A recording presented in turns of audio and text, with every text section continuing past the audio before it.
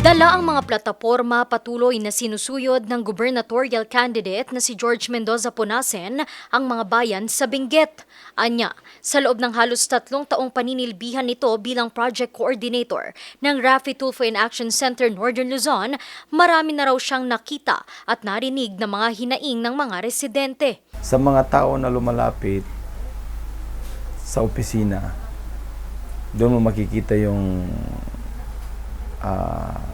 awa sa kanila na kung baga gusto mo silang matulungan.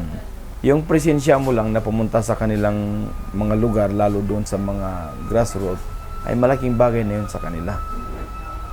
Yung nakikita mo na ginagawa mo ang paraan at binibigyan mo ng pansin yung mga pangangailangan nila sa lugar nila. At talagang ikaw mismo ay bumababa, pumupunta sa kanila. Isa sa mga pangunahing tututukan, pangangailangan ng mga magsasaka, lalo pat isang agricultural province ang Benguet. Kailangan may response ka sa mga problema na yan.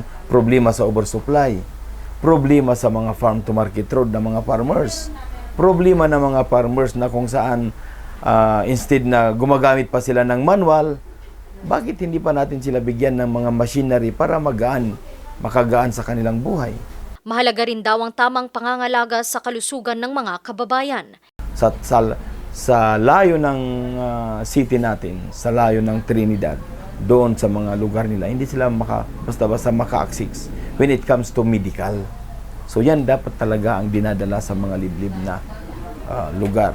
Anya, kung hindi raw isasama ang kalusugan sa mga prioridad, magkakaroon ito ng malaking epekto sa iba't ibang sektor at industriya.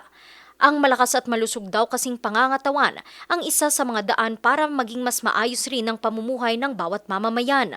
Kaya't kahit nga raw noong hindi pa siya nagpapasyang tumakbo sa politika, sinusuyod na niya ang mga lugar, lalo na ang mga liblib na sityo sa Benguet, makapaghatid lang ng libreng serbisyo medikal. Randy Guzman, RNG News.